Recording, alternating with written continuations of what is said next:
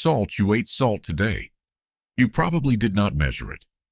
You may not even have seen it. It was already inside the bread, the cheese, the sauce, or the food you opened without thinking. Nobody taught you to want it. Something older did. Salt did not simply improve the taste of civilization. It helped decide where animals walked, where humans stopped, where villages survived, which roads became valuable, and which governments became rich. Before kings drew borders, sodium was already drawing roots, and the first salt road was probably not made by humans. It was made by animals. Your body does not treat sodium like decoration. Every time a nerve fires, charged particles move across a cell membrane. Sodium is part of that electrical system. Your muscles, fluid balance, and circulation all depend on the body controlling it carefully. That is why salt appetite is different from simply enjoying a flavor. In 2015, Scott Hurley and Alan Johnson of the University of Iowa reviewed the biology of salt hunger. When sodium is depleted, the brain can change the value of salty substances. Something previously uninteresting can suddenly become intensely desirable. The body does not wait for you to understand the chemistry. It changes what you want. That instinct is much older than farming, older than cities, older than our species. But an instinct is only useful when the landscape contains an answer. So how did early humans find something they could not see from a distance, grow in a field, or chase with a spear? There is no fossil of the first salt hunt. No footprint turns toward a mineral spring with a label explaining why. But there are clues. Travel back almost 2 million years to East Africa. Early members of the human family are moving through open country around lakes, rivers, and grasslands. They know the difference between a fresh track and an old one. They know where scavengers gather. They know which trails lead toward water. In 2010, archaeologist David Braun and an international team reported evidence from East Turkana, Kenya, showing that hominins were accessing terrestrial and aquatic animals around 1.95 million years ago. Evidence that early humans were already reading the landscape for resources, the same skill that would later lead them to salt. These were creatures learning to read an ecosystem because failing to read it meant hunger, or becoming someone else's meal. Now watch the herbivores. Plants often contain less sodium than animal tissue, so grazing animals must search for concentrated sources, exposed soil, mineral springs, caves, and salt licks. At Mount Elgon in Kenya, elephants enter caves and use their tusks to break sodium-rich material from the walls. An elephant does not understand sodium chloride. It understands the urge to return. And a human following elephant tracks does not need to understand geology to notice that the herd keeps visiting the same place. Picture the scene. A line of prints disappears between rocks. The air becomes cooler. The animals scrape at the wall. Pale dust gathers beneath their feet. One human touches it, tastes it, remembers. We cannot prove that this exact moment happened, but the logic is powerful. Animals carried mineral knowledge in their movement, and humans were becoming exceptional readers of movement. Before salt had merchants, it had tracks. Before it had roads, it had migration. The earliest salt map may have been written into the behavior of animals. But finding a mineral source once was not enough. Someone had to remember the way back. Imagine a small group moving across a dry landscape. One person remembers a bitter spring beyond a ridge. Another remembers a patch of pale earth beside a seasonal river. An elder remembers that animals gather near a certain cliff late in the dry season. None of this knowledge is useful if it dies with one person. Picture it. An elder crouches beside a younger hunter, tracing a line in the dirt. Past the ridge, past the dead tree, where the ground turns pale. The younger one repeats it back, out loud, twice, until the words fit the memory the way a footprint fits a track. Human foragers are unusual because food, information, and labor can move through the group. A 2023 study by Iniela Alger and colleagues in the Proceedings of the National Academy of Sciences examined how widespread food production and sharing could have emerged in early hominins.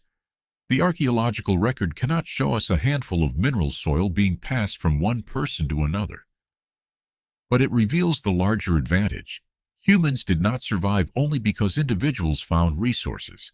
They survived because groups remembered them. The first salt storage technology may not have been a jar. It may have been another human mind.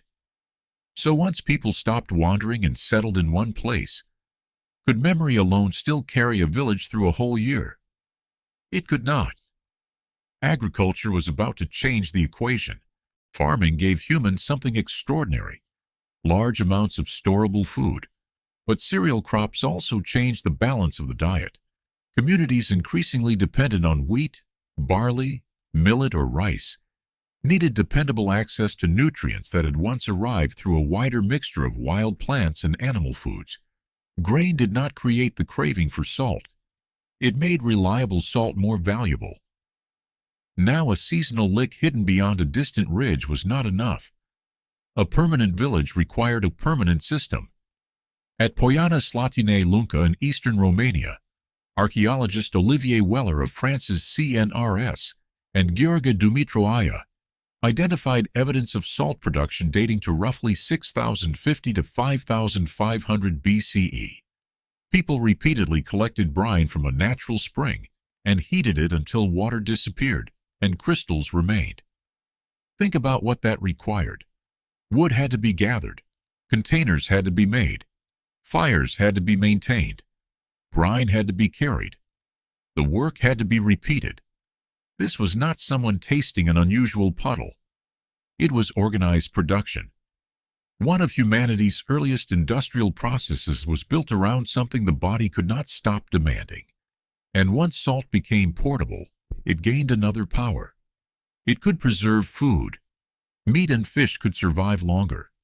Seasonal abundance could be carried forward. Food could travel farther from where it had been produced.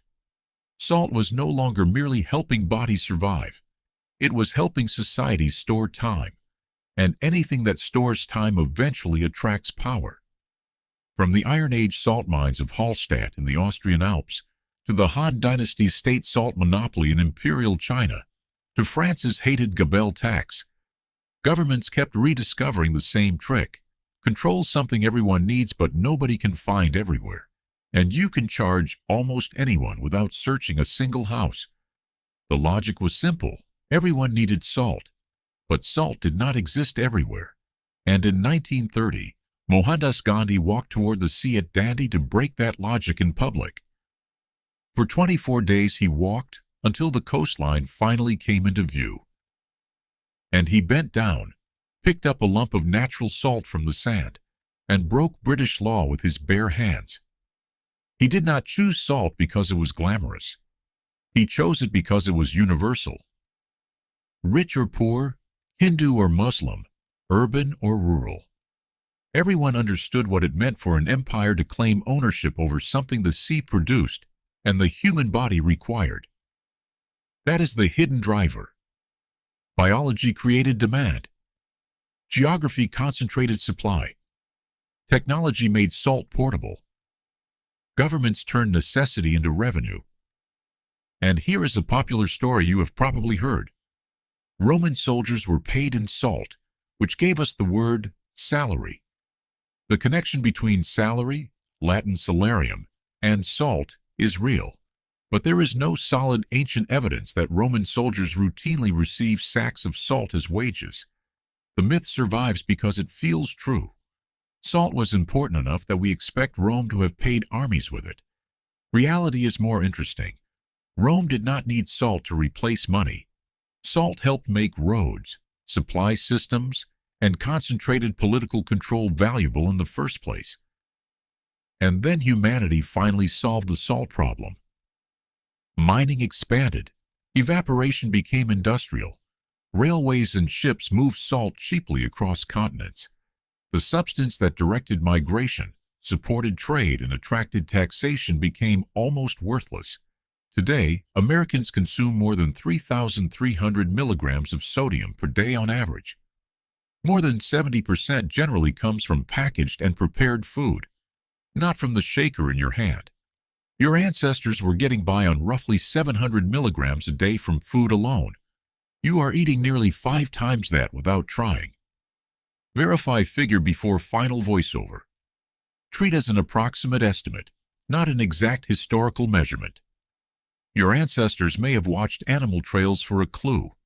You can obtain it accidentally from a sandwich. Neolithic workers carried heavy brine, fed fires, and watched container after container break from heat. You spill salt across the counter and wipe it onto the floor with your sleeve. Iron Age miners entered mountains for it. Governments guarded it. Smugglers risked prison for it. Gandhi walked hundreds of kilometers to challenge an empire over it.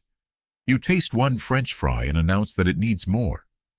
Somewhere in your kitchen is probably a drawer containing 30 unused salt packets from restaurants you barely remember. Each packet contains a mineral that once helped determine where people lived. And you keep them beside old receipts and a broken phone charger. That may be the strangest ending to the story. The scarcity disappeared. The ancient attraction did not. The hidden driver was never just the white crystal. It was need. Need created movement. Movement created knowledge. Knowledge became production. Production created trade. Trade invited taxation. Taxation helped strengthen states. Salt did not build civilization by itself, but follow it through history. And you can watch civilization learning to turn a biological requirement into cooperation, technology, wealth, political power, and finally, ridiculous excess. The next time a few grains fall onto your table, look at them before brushing them away. You are looking at the remains of a search almost as old as humanity. We tell the stories history forgot, and the ordinary things that quietly built the world. Subscribe to The Forgotten Human. There is always another story hiding in plain sight.